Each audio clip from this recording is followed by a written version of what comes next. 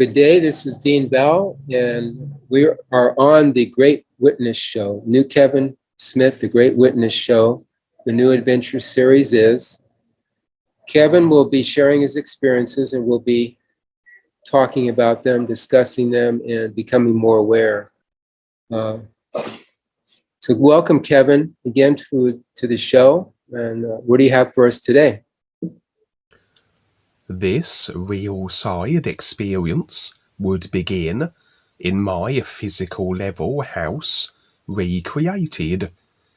Everything we see visually, if it be on the real side or indeed the physical, is an idea simulated, as everything in creation cannot be so unless it was decided, unless it was agreed to.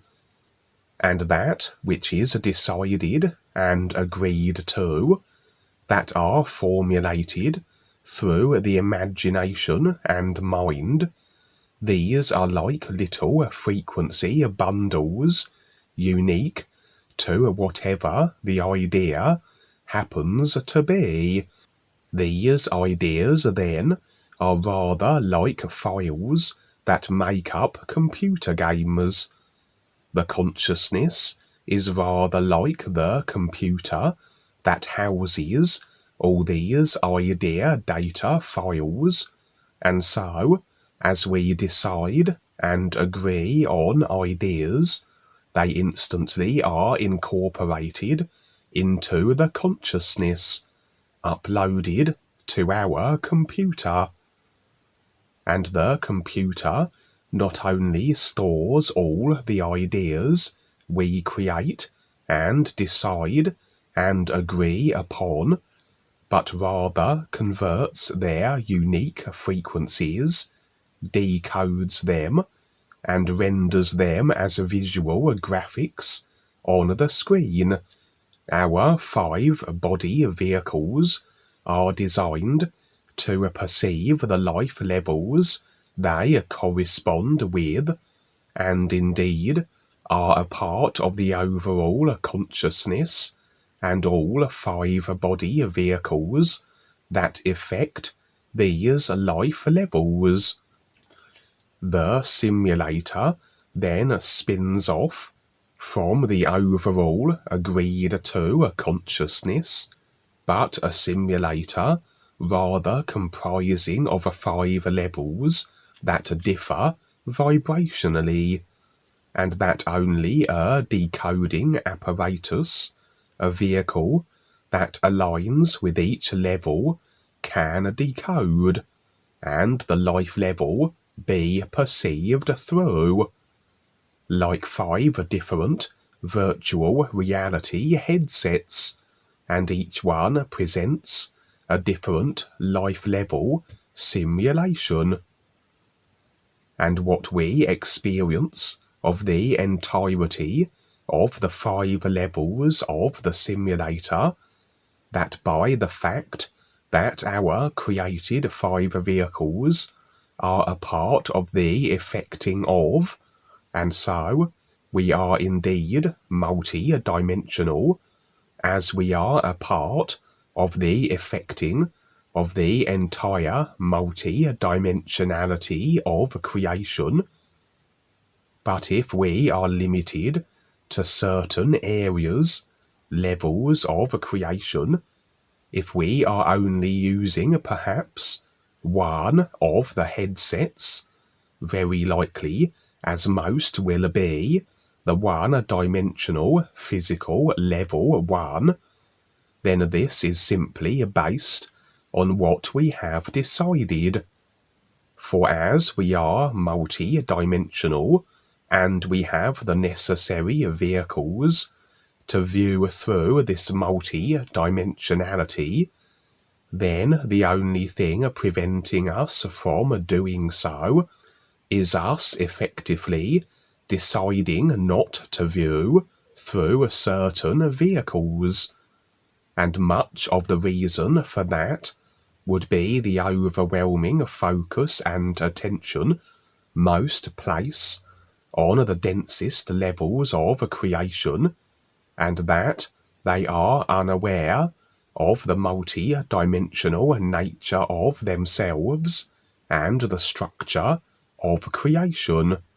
For a decision to be somewhere or explore something must begin with the awareness that it is there. So we would have then references, awareness then of what is referenced, the decision and intent to explore more than what we have limited ourselves to, and then, as we always are our intent, as our experience always must be what we decide, so will we begin to recognize more of multi-dimensional creation, then a step further, and a recognition of the real awareness, and through the real awareness, a recognition of the is that the real awareness is a part of. So we already have the overall stadium, the simulator decided and agreed upon, and we rather have our own game within the overall stadium agreed upon, as our consciousness, with what ideas it comprises of, rather is continuously effecting its design, regardless of how conscious or unconscious we are to the idea files it contains. And then that which we additionally apply, further ideas we are deciding and agreeing upon, will add extra detail to our already consciousness-driven game and to the overall stadium, the simulator, that all consciousness is a part of effecting. And so, anything we add as an idea to our consciousness must be in addition to the overall consciousness, and effect in some form or fashion into the overall effected simulator. And so, as the simulator is based then on ideas we install into a consciousness, everything we see visually, every aspect and feature throughout, are in actuality ideas that in their base state, before being decoded into a simulation, would be frequencies. And what we see visually is not always as it literally appears to be, as every idea is infused with intentionality, and an idea is always an extension of the consciousness that created it, the consciousness comprising of all the ideas it also does. And as we agree with ideas, we also are agreeing with the ideas that make up the consciousness of the individual who conceived and put forth the idea. Hence how, as we agree with something that may seem a certain way on the surface, there is much we also are agreeing with idea-wise that the personal self alone, that only deals with visual simulation, won't be aware of. Broadly speaking then, if we agree with any idea that the controlling reptilians have created anything of their systems, we are ultimately agreeing to be controlled by the reptilians, as this is their consciousness constructed inclination and drive overall, and on the real side, as it is on the physical, what we see visually is not always what it appears to be on the surface, but we can determine the particulars, the ideas behind the idea of that which we visually see, through a real awareness that has the overview of all of creation, as everything is this overall one awareness that is then through all consciousness and all ideas effected then from it into simulation, and we can know then of the intentionality behind that which we see on the real side, and then can evade being tap-lined through agreement to anything of a deceptive, dark force controller construction. And with the real side experiences, when we have that which we visually can see through the personal self, that always can only deal with the literal simulated visuals, everything generally represents something else, and it falls on us to recognize the representation, a representation that the real awareness can determine and can provide the personal self as impressions. As we learn to more so be open to these impressions and interpret them, and as we know, a lot of the general representations are already deciphered and generally used therefore by the guides, such as houses representing the personal self, etc.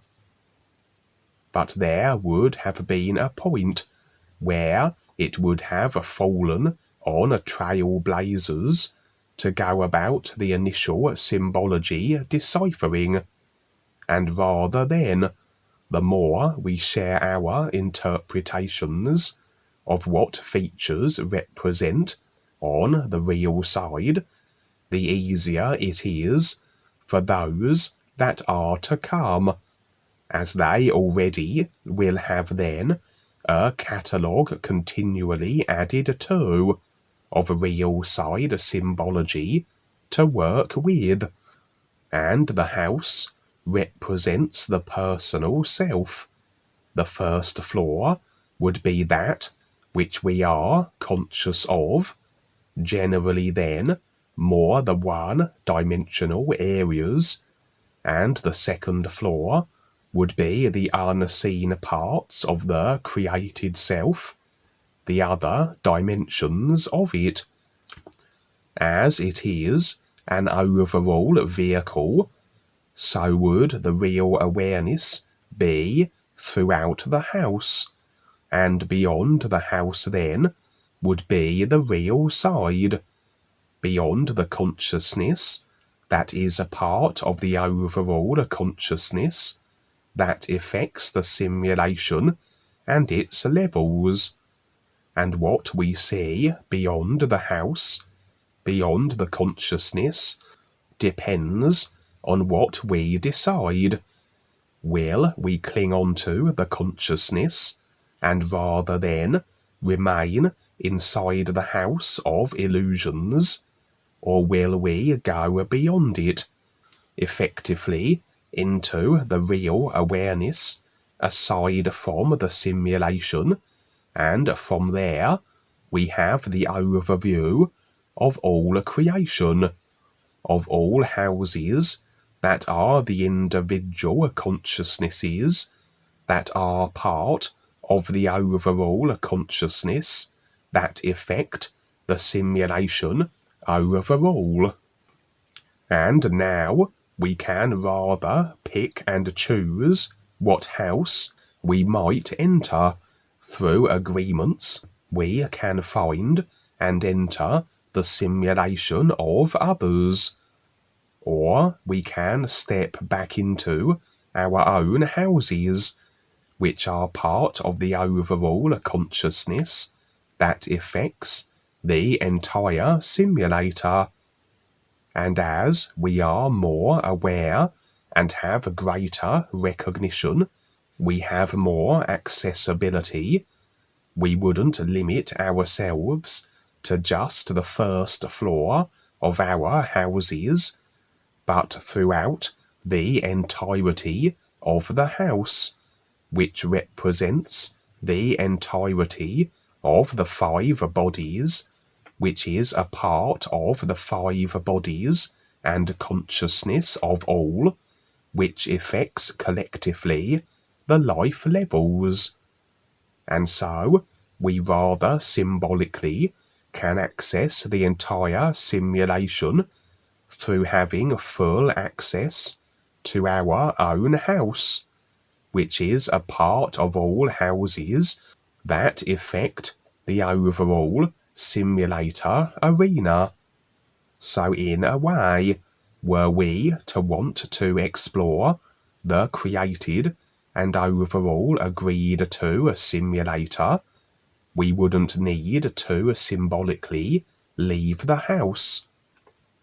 But then, to be shown more than what the overall consciousness comprises of how the simulator is currently constructed, we would have to move outside of the consciousness, or we are somewhat resigned to the simulated overall arena as it is agreed to be.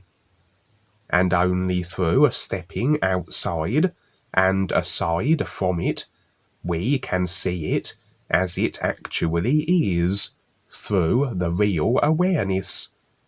And as we step outside, we can be shown that which the guides wish to impart upon us, which would be simulation, yes, but simulation that isn't part of the agreed to overall consciousness that affects the simulator and its life levels. For if we stay in the house, we are staying within the personal self, and even though we can become fully aware of the consciousness from there, we can say, release all agreements and attachments, etc., we are still containing ourselves to a creation, and there is always more to see, be, and recognize, and to eventually stand with the ears as real beings of light that we are. We do have to decide to walk out the door of our houses and actually, symbolically, never return to the house, should we decide to supersede creation. But anyway, I was on the 2nd floor of my house, accessing then the unseen dimensional parts of it, the dimensions where all ideas are conceived, then filter through to the physical, the 1st floor. And so often we are given heads up of impending attacks, as the ideas being decided on as to our attacks, or the ideas that our attacks present visually and simulated as, and these will be so on the unseen parts of creation first, and may present themselves as ill-intended characters and monsters, etc., making their presence known on the 2nd floor, and as we find ourselves there too, so we are being made aware of this and can deal with it immediately.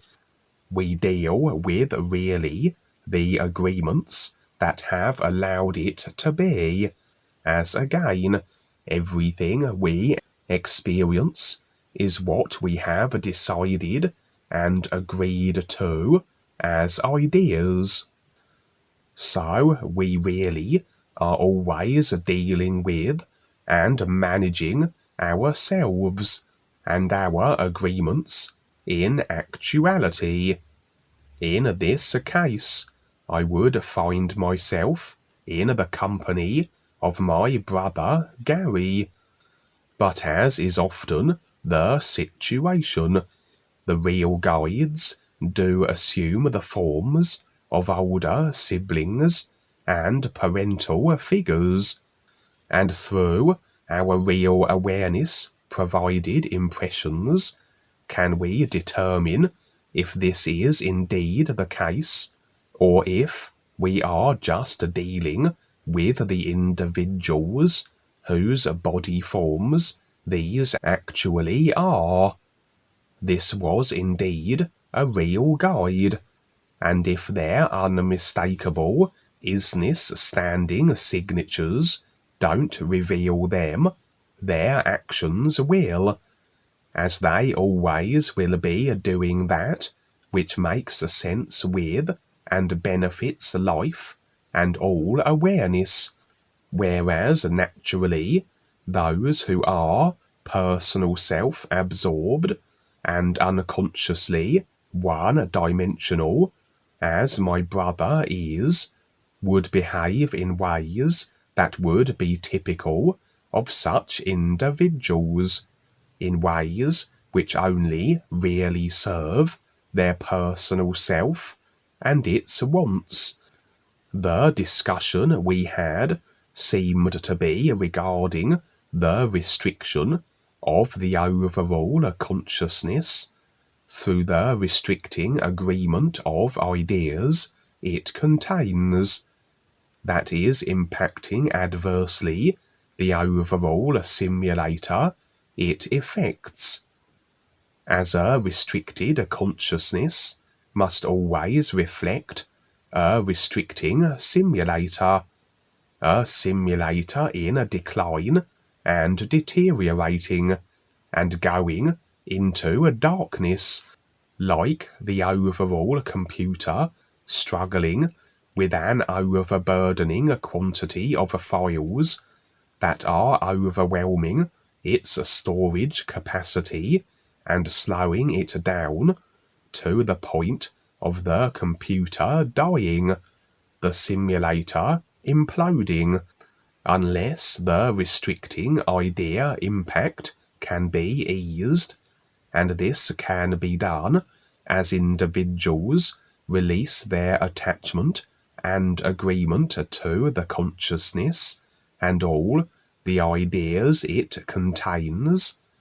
Rather a case then of letting it go, switching off all the sites and web pages that are overburdening our computer screens, including the ideas we unconsciously are clinging to, the subconscious area that we must become conscious and aware of, and then decide to release also. The consciousness is still there, and the ideas it contains. It will still be part of the consciousness overall that affects the simulation and its various dimensional levels, but we are not clinging to it. We are in the simulator as we retain the vehicles that generate it, but we are not in agreement with it. We aren't deciding to make the consciousness of ideas our reality. All the files and web pages we ever have visited are still there and always accessible, like books on a shelf, but they are not all on the screen simultaneously, and having the computer struggle with the load, and what ideas we do create or play with, we don't then hold onto. We aren't attached to them. They pop on the screen, then pop off just as quickly when their purpose is served, rather than remain there and join every other idea we ever have agreed to. That an overall agreement with the consciousness ensures the entirety of the ideas of it are being held to and are then on the computer screen. For indeed, the guide would gesture around the room we were in, and it was as though the structure were fragmenting, fraying, and actually becoming malleable, as I could press my hands through the walls and such. Sometimes such situations may represent a destructuring of the house, that is actually an aligning the personal self more so with the real intent of the real awareness. But in this situation, as my consciousness is a part of the overall consciousness that affects the simulator, and as the overall consciousness is a restriction that is causing the demise of the simulator, the overall consciousness is rather impacting in on itself. And I have seen real side experiences, whereas this continues to occur, the consciousness begins to fragment and collapse in on itself, and toward the end of a simulator's last few moments, great chunks of the overall consciousness, piece by piece, are impacted into one point, like a final black hole consolidated from all black holes, and it's as though then the overall consciousness is erased piece by piece.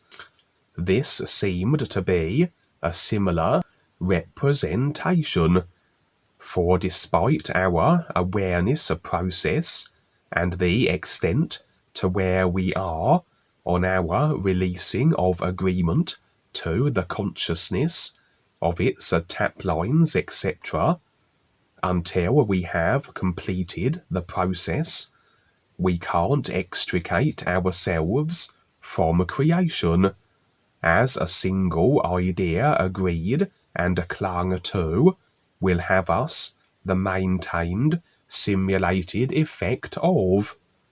And with our consciousness part of the overall consciousness, as we remain tap-lined and shackled to creation through it, no matter how little of it we are clinging to, we are resigning ourselves, we are deciding to be caught up in the simulator demise spiral. And as I said, this fragmenting of a consciousness, this compaction, could be represented as a fragmenting, deteriorating of the houses on the real side that represent the consciousness. But if we had completed our process, in that we had released the consciousness in its entirety, we still would have this representation shown to us, as the consciousness vehicle remains, regardless of our detachment from it.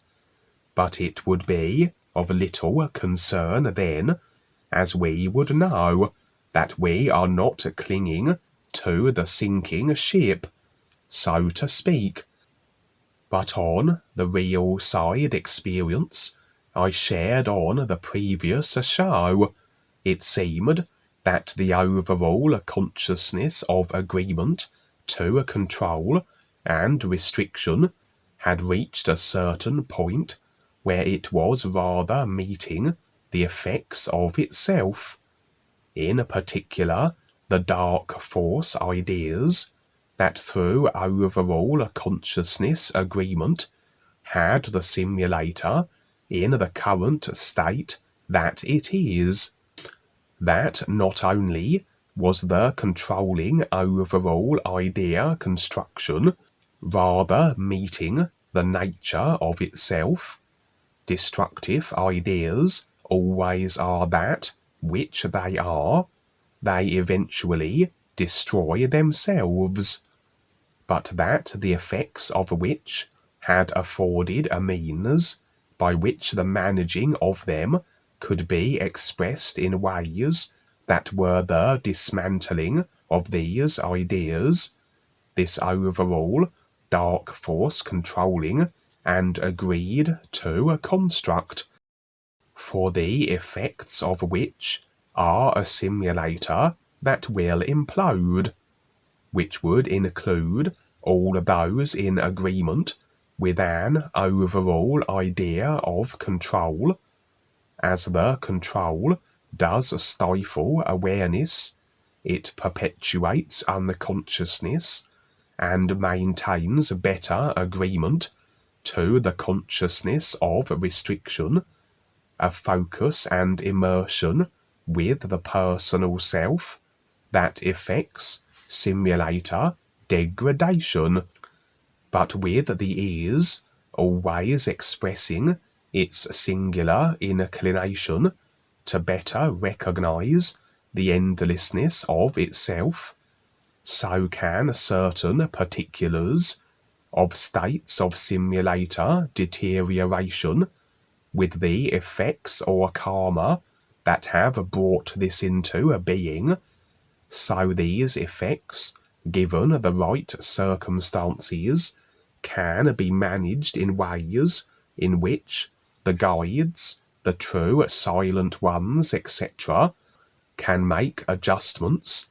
to what an individual would have faced, karmically speaking, that instead of meeting the simulated effects of their decisions, this can be a phantom zone placement, etc., but on a grander scale, the overall effects can be managed if the circumstances are just so, and adjustments of the entire overall consciousness agreement to dark force control be beneficially impacted, just as what was revealed during the previous show's real side experience, where light beings from the ears were deconstructing what was a representation overall of control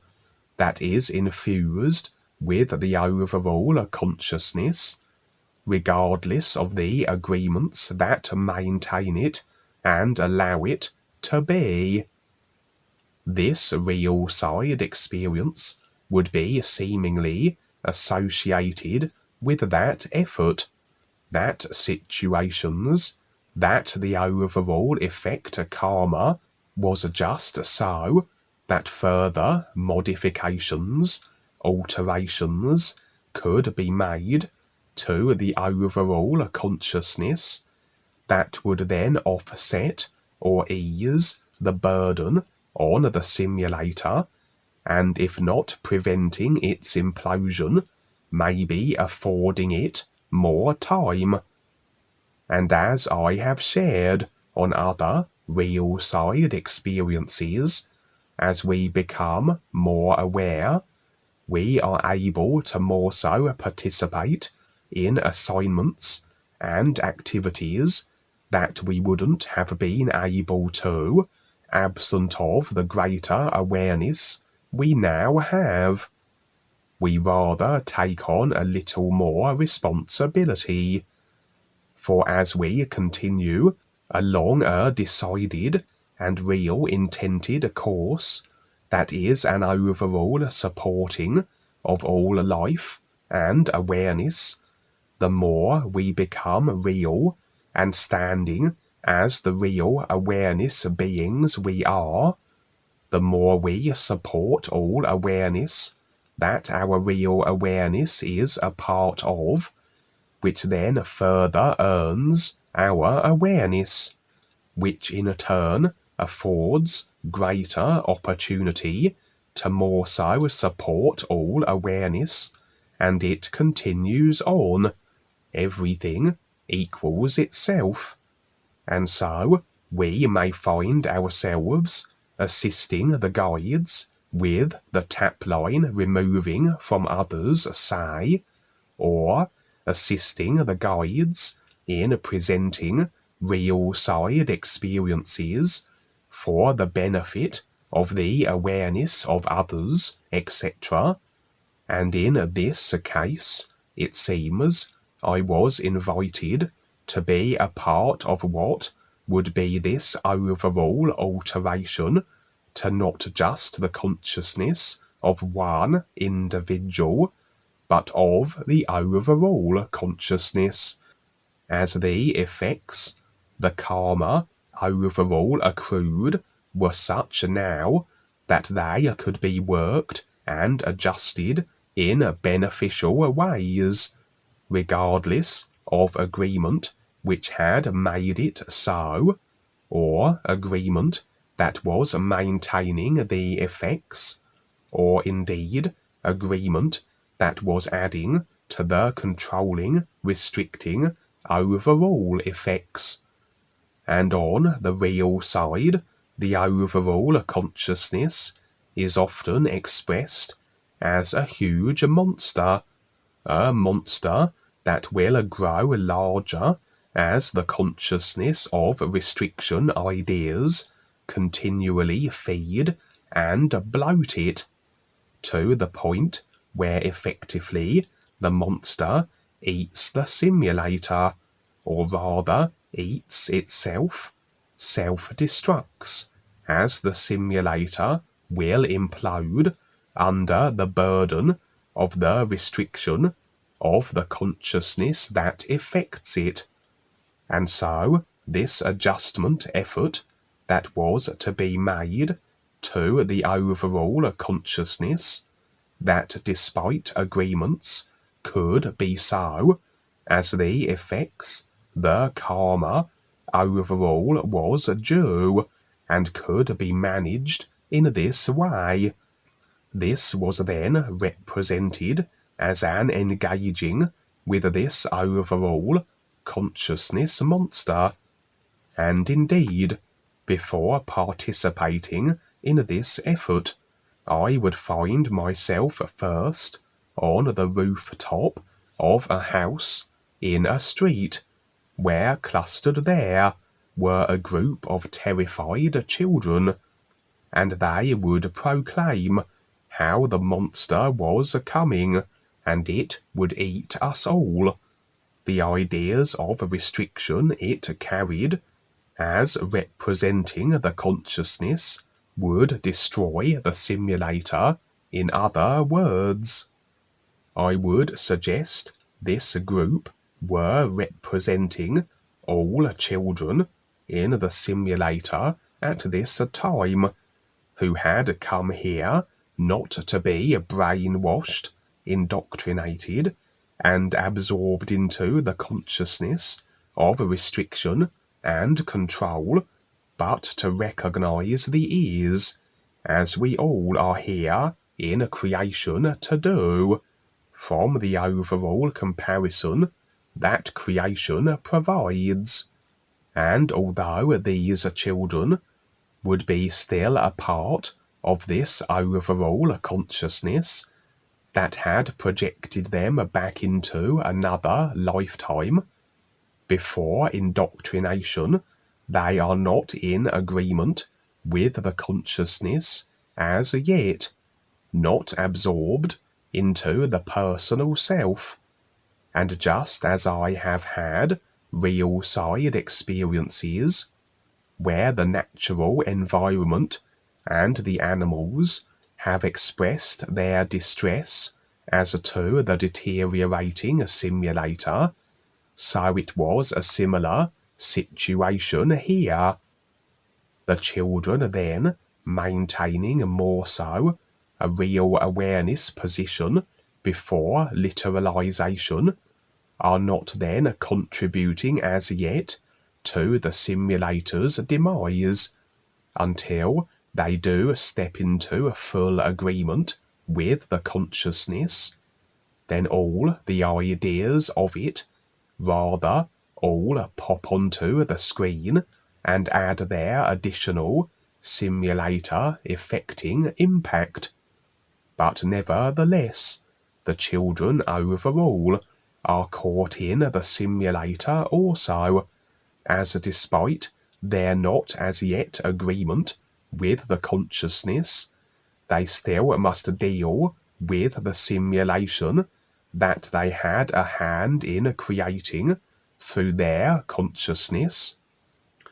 And the simulator will go dark for them, as it will for all who haven't as yet been able to complete their process, or even begin it, that of recognizing the ears, although if they maintained their detachment from the consciousness, they at least wouldn't be projecting into future lifetimes.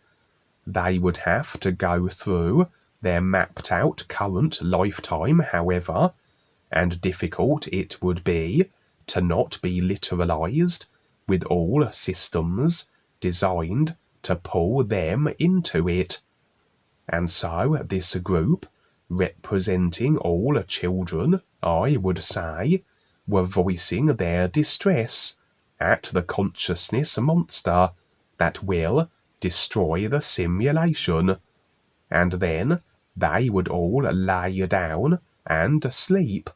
And this rather suggested to me that, as I said, they had a part in the creating of the monster that now is coming for the simulator, but until they decide to agree with the consciousness monster, they are not effecting further experience beyond their current lifetime, and perhaps there may be a case where the real awareness withdraws from the consciousness vehicles of all those that are not in agreement yet with the consciousness, such as children and animals, and although as yet have not recognized the ears, it is rather unnecessary and doesn't make sense for then further lifetimes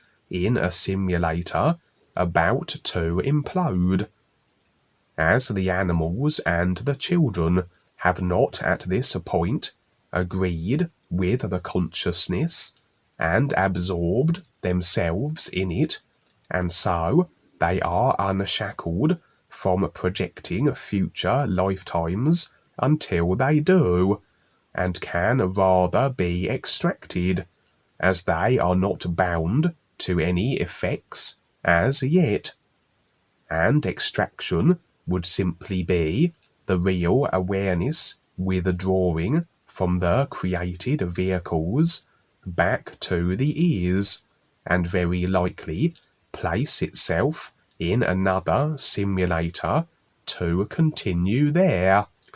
And I had the impression then that these children falling asleep here rather hinted at this scenario, that if these attempted consciousness monster adjustments couldn't be exacted, perhaps for all children and animals that are not yet locked into the consciousness, their real awareness withdraws, and this may express however it might on the physical. I suggest some of the mass extinctions with animal species of recent times are not just due to human impact, for example. And then the scene would switch, and I was in a kind of a base of operations, which represented overall the base by which the effort to make these consciousness alterations would be so.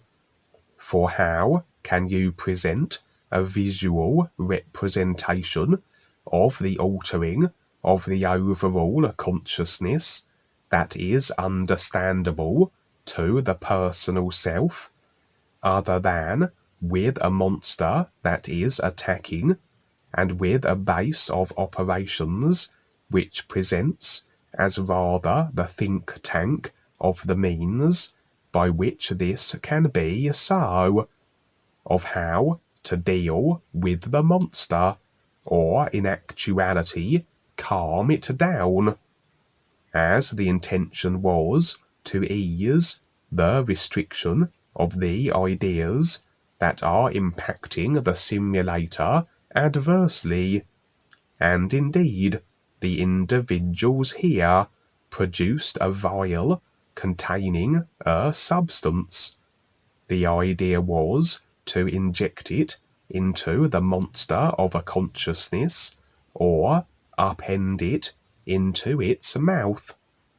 As I said, an overall guide orchestrated operation, and with other individuals invited to participate, what with awareness equating to heightened responsibility and opportunity to assist the guides and benefit all life more so. This vial of liquid represented then that which would alter the consciousness overall beneficially, playing with the effects creatively rather than just let them run their course and the simulator implode. And I would be tasked with the assignment, the vial given to me. Interestingly, the monster of a consciousness now had produced a large number of smaller monsters, still a part of the overall consciousness, but as though representing separate collective idea agreement consciousnesses of restricting ideas that still overall fed into the primary monster, still overall was effecting simulator decay. And the idea was that these smaller monsters would first have to be destroyed, again representing the managing of karmic effects in this way, that rather than let them play out, they are simply removed, destroyed, no longer present as a simulator impacting factors. And perhaps these smaller collective consciousness packages were those of the dark force controlling species that were intermeshed with the overall consciousness, the overall consciousness primary monster, that through agreements with these smaller collective consciousnesses, small in relation to the overall consciousness, so could the ideas of the relatively, in comparison, few become a simulated experience for all. And just like the phantom zone is an option for displacing those most abrasive, a creative managing of effects, they had in fact decided for themselves. This was perhaps a similar idea, the deconstructing of the dark force consciousness that through agreement with by all forms the foundation of overall simulator experience, that of control, represented here by first destroying these smaller monsters and with them out of the way, with perhaps then the continued dark force influence and infection through the overall consciousness removed. So could the overall consciousness be altered, adjusted, represented here by getting this vial of serum into the primary monster of overall consciousness. I would be in the form of Doctor Who, not a specific actor who has played the part, just the part itself, and this I have experienced before, and indicates that as much as the Doctor fixes things, or at least should do, Doctor Who, being the dimensional time traveller that he is, etc., is more a representation of fixing things beneficially in a more galactic, overall simulator way. And also, I would be accompanied by another, a companion, just as Doctor Who always has his companions in the series, and this companion would be an extraordinarily tall woman. I had the impression she was reptilian, though adopting a human form, but a reptilian that was stepping up with the guides, supporting Dwayne, the guides and life beneficially, and was then in agreement to assisting and being a part of this endeavour, and we would both take to the skies, as though on invisible wings, armed with my vial of a consciousness-altering serum. We first battled through swathes of the smaller monsters, and indeed many other individuals were also involved in the destroying of these controlling idea representing mini consciousness collective monsters. I never would be shown the conclusion of this effort. We still were in the midst of dispatching the smaller monsters, but looming up ahead was the huge overall consciousness monster, and our intent and objective would undoubtedly play out, and perhaps I will see the culmination of our efforts, and indeed, if we were successful. But my impressions were, it was really rather a formality, and we would be presented with little by which that could prevent our completing of this overall assignment, and therefore the overall consciousness would have been altered or adjusted in some way that is overall beneficial, and will ease the burden and offset the simulator demise to whatever extent it might.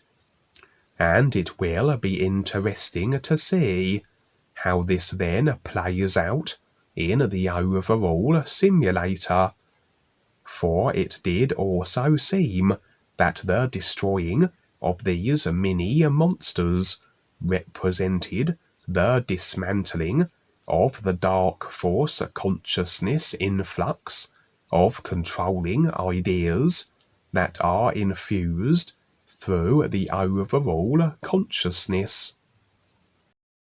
And yeah, those who are listening, this is what's happening. So sounds like the big vaccine that you're going to be giving the monster here. So again, anything can happen in reactions, etc. So all you can do is try and see what goes on. So we will here, just like rain falling from the sky, we will see the effects of what's going on, and day by day. That's so cool, though, Kevin. That's so cool how you reported all that. Thank you so much. And you're getting attacked like I do. I've had a really good one here last couple 3 weeks. My rash again, etc. Constantly being attacked, and so are the new kids. And so we're all getting it because things are getting, more so and more so, and we just got to deal with it. We just got to face it. So let's see what happens. Thank you so much.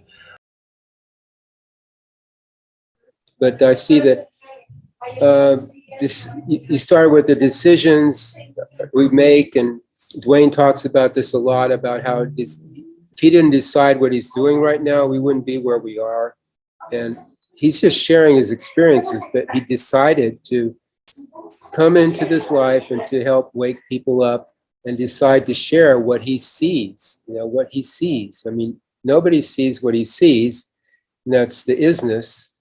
And this is like, in a way, brand new to everything in existence, even, to see this and to have somebody share it like he does. So it's very, very unique and special. And we can do the same. We have to decide what we want to do, which is basically what we're here for, is to wake up. But how we decide to do that is, again, our decision, our free will to decide how to go about that. But it does take a decision to take that step. Otherwise, you're just where you're at with your old routine. And then talked about deconstruction, the building, and that's kind of what's happening now with the society and the world and the controllers. And I guess they've done this before. They've deconstructed their reality, and like with the Tartarians or with other historical periods. But things are being destructed or deconstructed. People are becoming more aware. So we'll see what happens with that, how that works. But as we've seen in the past, apparently the cycles that we go through here in creation, things come and go. And this is an opportunity, as they go, especially, this is an opportunity for people to let go of their agreements to what they supposedly have agreed to being real. So it's a very interesting time that we're in. And when you talk about the children, and there's an article in the paper about this child. She's 8 years old in Florida, and she's not wearing the mask. There's a requirement in the school to wear a mask. 38 times she's been suspended from school. 38 times. She may not, or she probably won't. She'll flunk second grade for not wearing a mask, because every time she doesn't wear it to school, she's suspended. So, and there's a picture of her with Governor DeSantis, because she's got public attention for this her decision, which is, she's an 8-year-old. But see, these people, or these kids coming in, like you say, these kids coming in are here to recognize the is, and some of them are able to see through the system and the restrictions and to do something like this kid, apparently. She's seeing something here. She's not going along with things. So that's kind of cool that I see. This real side experience would begin with me in the car park of a local supermarket. This particular car park features occasionally in my real side experiences, but I don't feel it has any significance other than just an area used to represent certain things from as a backdrop, like a regularly used film set environment. On this occasion, I had the sense that something untoward was about to happen. A whiff of ill intent pervaded the air. It was at night, and as I glanced over to my right, there would be a bank of trees and a bright light behind them. not a stationary light either, as it moved, and the sense of malevolence became more so. It was some kind of spaceship, travelling low to the ground, the light of which so bright as to penetrate the thick tree line, so evidently it wasn't too concerned as to being witnessed. My impressions were that the occupants of this craft sought to abduct me, and this certainly was not for beneficial reasons. At the time of the experience, I was also afforded the impression, through my real awareness, of the exact species in question, but I failed to bring back this detail to the personal self on waking. I had the overall sense that this was maybe a future view.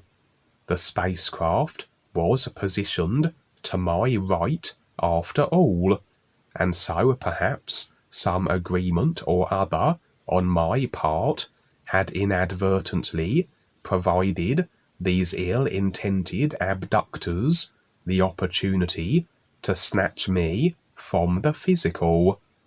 As nothing can happen in our experience unless we have decided and agreed to it in some shape or form, and what with all the potential rescue missions and offers of relocation by well-meaning aliens, should things get dicey on Earth, perhaps I had made a kind of a blanket agreement to being picked up, that the ill-intended aliens could take advantage of.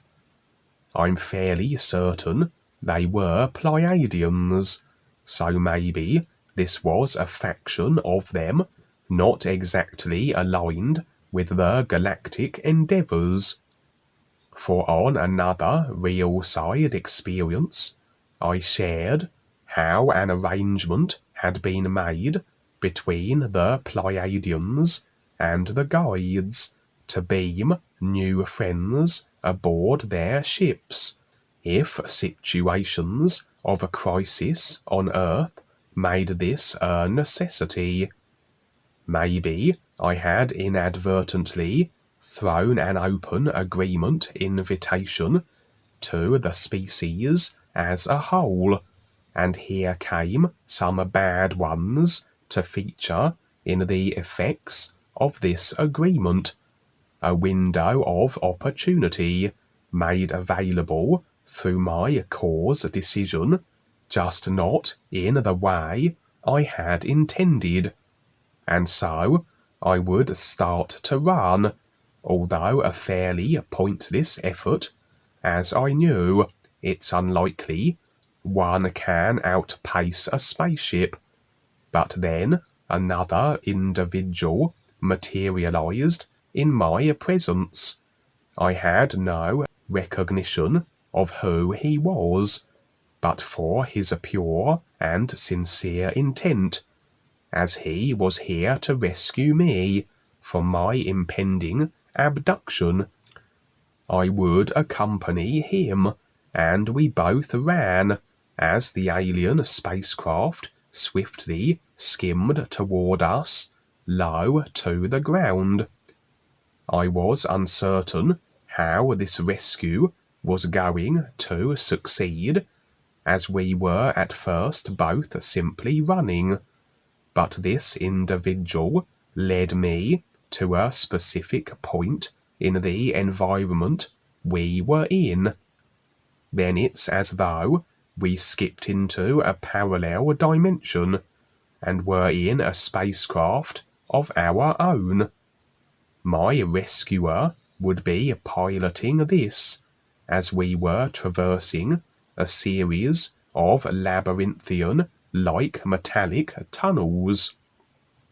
The alien abductors would also access this dimension in their craft through the same entry point, seemingly unstoppable at this point and relentless in their pursuit. But it was as though, as my rescuer continued to fly onwards in the craft through these metal tunnels, we were moving continuously through dimensions as we went. And although the alien craft could follow for a time, there was a point where they could no longer, as though unable to traverse dimensions beyond a certain section of this tunnel complex. As though these metal tunnels spanned across a number of dimensions, perhaps through life levels, literally speaking, and so the awareness and recognition of our pursuers was found wanting at a certain point, whereas ours facilitated our ability to move ever onward. The individual piloting the craft told me how I would soon be required to fly this craft through these particular dimensional tunnels, as though this was to be a regular experience, and it was required that all deciding to be a part of it be capable of doing so. These craft seemed designed for dimensional travel, and you had to make various adjustments and calibrations that you could do so successfully. Looking at the complexity of the technology in this craft, I was rather dubious, but the pilot assured me I would be fine. Interestingly, at one point, we were to drop our body vehicles, but assume new ones. We were destined for some realm or world that was positioned dimensionally as it was, maybe in higher life levels as it seemed to be, but we couldn't take our body vehicles with us.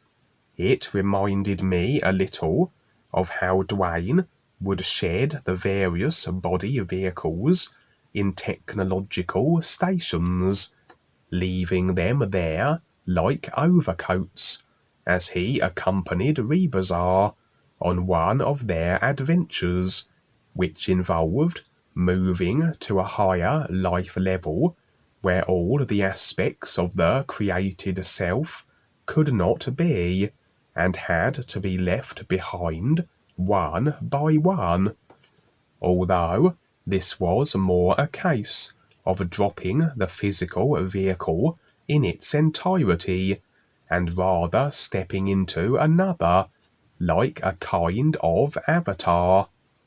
Perhaps then we were entering some technological, computer-like system, but one that existed dimensionally in higher life levels, hence the metallic tunnels, and perhaps we were assuming computerized avatars.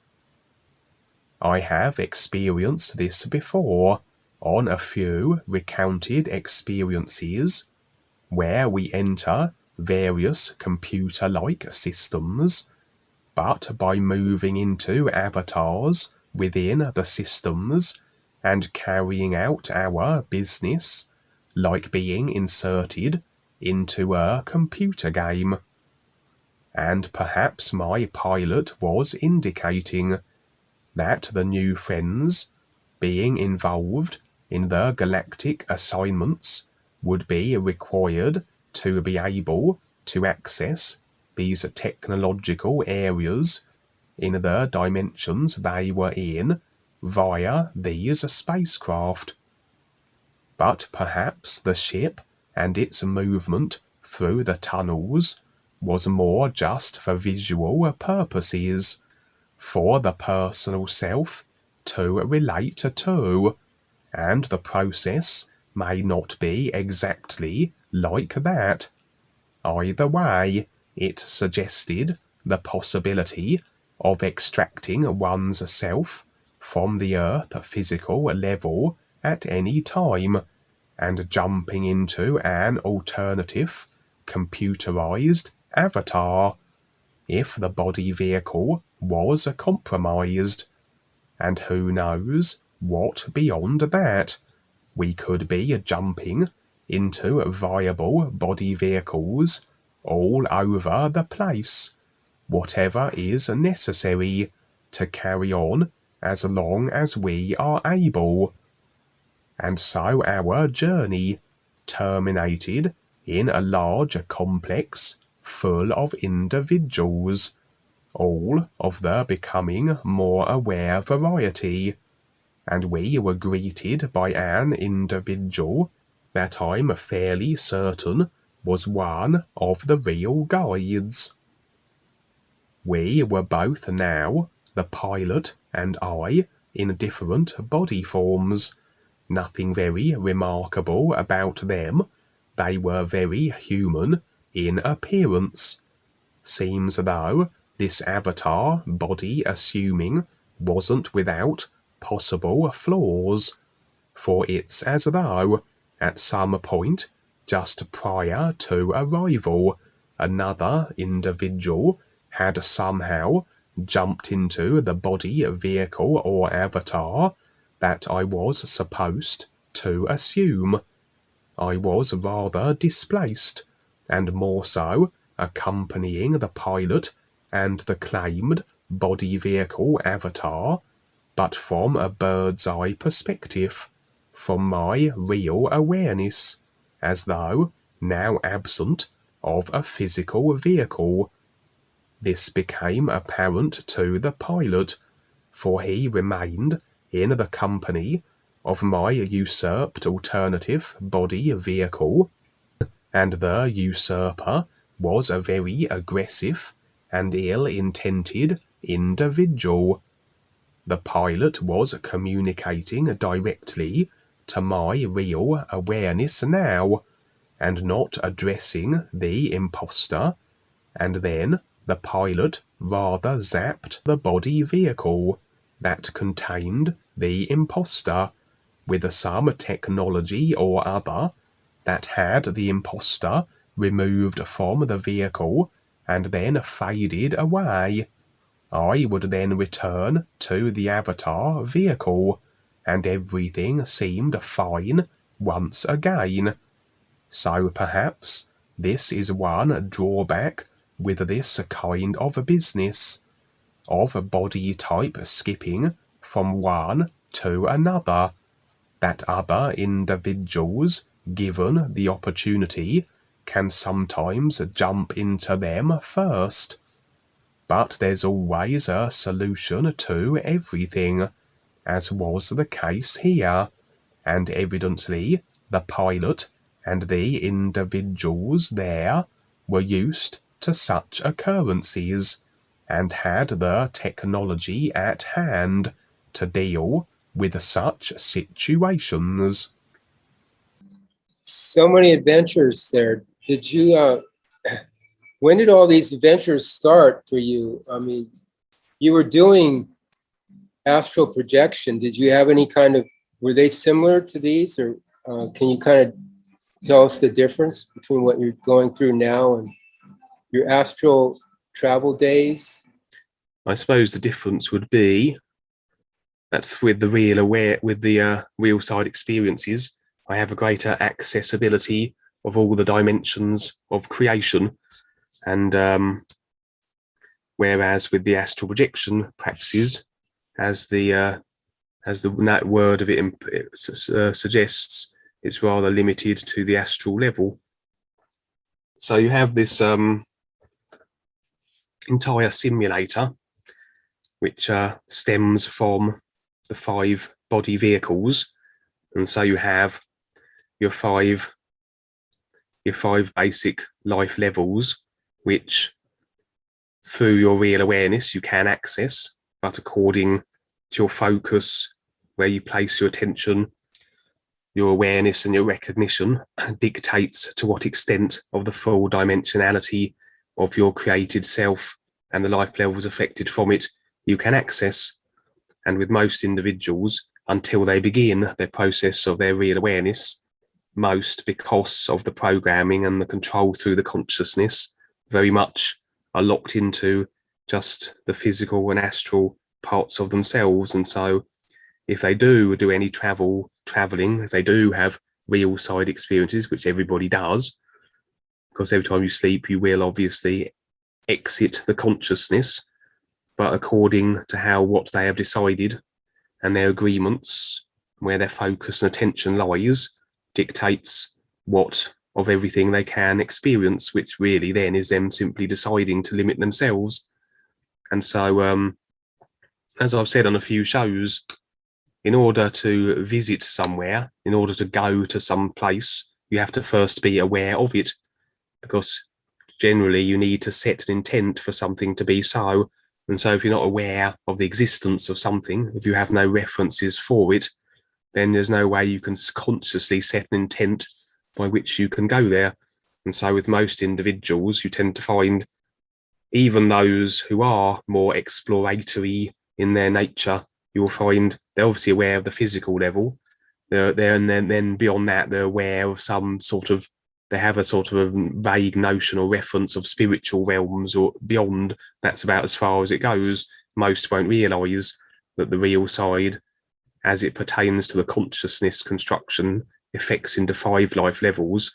And so really what's the main reference that most people have would generally be there's a physical level, and beyond that there's an astral level. So it's little wonder that when people do their explorations outside of the body, they tend to go no further than the astral level, simply because, one, they're not aware of it, and so therefore they can't set their intent to do so, and therefore they are self-limiting themselves, and the astral will be as far as they can go.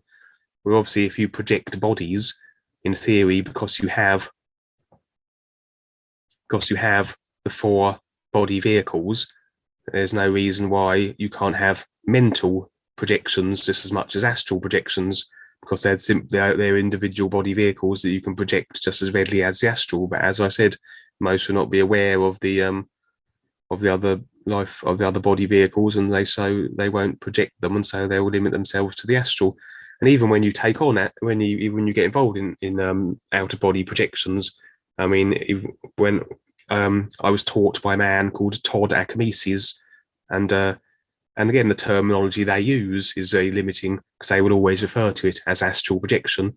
And so by virtue of them simply referring to it as that, they're limiting it.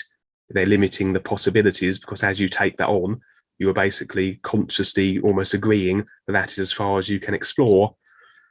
And so with my astral projection practices, what I was effectively doing then was from the physical level, you're sort of projecting the astral body, but still maintaining the physical level position at the same time, and then the two are then tethered. And so it's a strange thing. It's quite hard to describe, really. And as you do that, as you project a body vehicle from the physical body, it's as though when you do that, you punch holes through the aura of the physical body, which then can lead to all sorts of problems. And with this tether that connects you to the physical body, when you do that, that tether can be sabotaged or damaged or even cut, and then basically you would be displaced from your physical body. But when you're having your real side experiences, you're not projecting bodies, you're simply moving your awareness into the bodies you already have, because you're multi-dimensional through all the 5 body vehicles of yourself. And it's just a case then of first being aware of them, then setting the intent to be open to explore, then through a gradual process you become more aware and recognize these creational level positions. And so you simply move in your awareness and viewing, because your real awareness views everything simultaneously, but for the personal self to be shown certain things, obviously it would be a bit overwhelming to see everything simulated simultaneously. And sometimes I've had real side experiences where my personal self is shown a lot of what is happening from multiple viewpoints simultaneously, and it's a bit of a over bombardment of visual imagery, like having multiple movies going on at once. But sometimes that's just the nature of certain experiences, and so generally the personal self, because the nature of it, it's viewing through individual vehicles at a time, and so you'll only have the corresponding view that affects from them. And so basically when it comes to my astral projections, you are quite limited in, you are generally just going to the astral level. And of course then when you're doing astral projections and things of that nature, you also are only limited to the real side as it pertains to the overall consciousness construction, because the real side, obviously everything you see on the real side is simulated if it's visual, but you can have simulations within the overall consciousness simulation of creation. And so, when it comes to the real side experiences the guides provide for you, that is something that is not actually in the overall consciousness simulation. That's something in the simulation, but aside from it, that with agreement to the guides and to the deciding to become more aware. So then, can the guides bring you into these sort of simulations which aren't a part of the consciousness? Because obviously if they were constructing real side experiences that were part of the consciousness that affects the overall simulation, then they would be creating within the arena of the overall computer game, and then you could have all sorts of dark force characters coming in and interfering. And that's what happens a lot of times anyway, because if you operate on the collective consciousness side of the simulation, then obviously you're dealing then and operating within the open arena simulator overall computer game that all are part of and therefore can access. And so a lot of times we do that as well when we're engaging with other individuals, if we want to engage them on the personal side. And of course we can only do that when we engage them through the consciousness which affects into the overall simulation. And so then, because it's an open simulator, then you get all the dark forces piling in and carrying out their mischief. But as I said, when I do my astral projections, when I used to do my astral projections, I mean, all that would happen was I would project my body. Say you have a mental projection.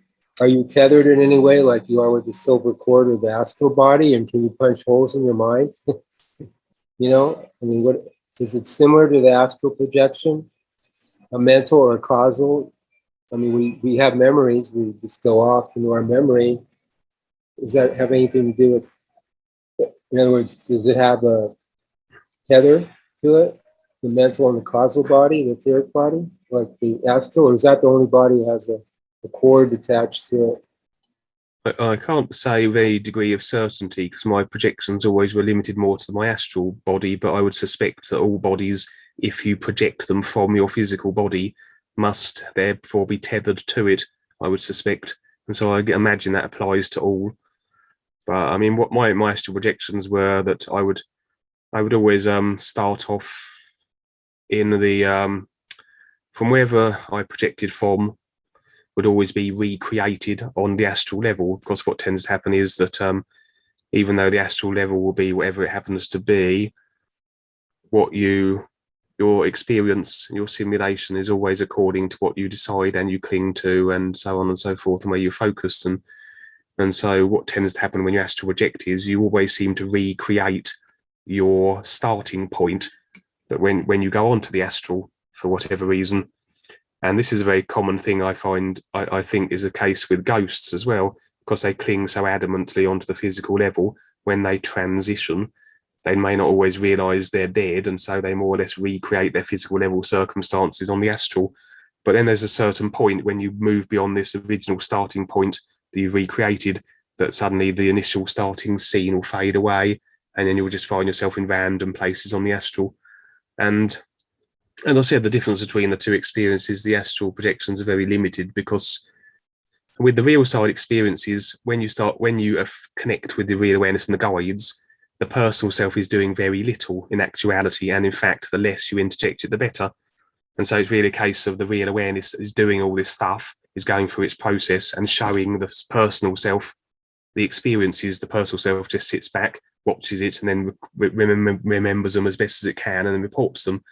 But the difference is when you're doing astral projections and things of this nature, very often you're not connected with this real awareness, so it's not a real awareness awareness process to recognize the is sort of orchestrated situation in which all the experiences are for that end. It's more your personal self is just, you're just locked into your personal self, and it doesn't have a clue what it's doing, where it's going. You just find yourself randomly on the astral level, and you bump into all these characters, and you don't know what's going on. And although all experiences are valid, because all experiences will make you facilitate awareness, and also astral projection will at least impress upon the individual there is more than just the physical level. But as I said, it's very limited, and you just wander around aimlessly and randomly, and you bump into various individuals and characters, but you won't have the sort of experiences that the guides can provide you, where all their experiences are tailor-made to suit your unique awareness process requirements. And also when it comes to these assignments that a lot of time that I report when I'm helping aliens doing this, I'm helping doing that, and all this stuff, there's no way the personal self would know how to go about doing that. There's no way it could set an intent or have an idea of how to even contact these people. It would have no idea how to work with the consciousness in order to locate the agreements to be able to feature in the experiences of these individuals in order to engage with them. And so, as I said, the more the personal self interjects itself, the more things can get messed up. And so the real awareness will just do what it does, and it shows the personal self the experiences, but absent of the real awareness connection. And if you're just personal self immersed and you're just going about these outer body experiences and astral projections, as I said, it'll just be the personal self more or less on its own and left to its own devices. And so you can get yourself in all sorts of trouble. But even saying that, there have been situations where there has been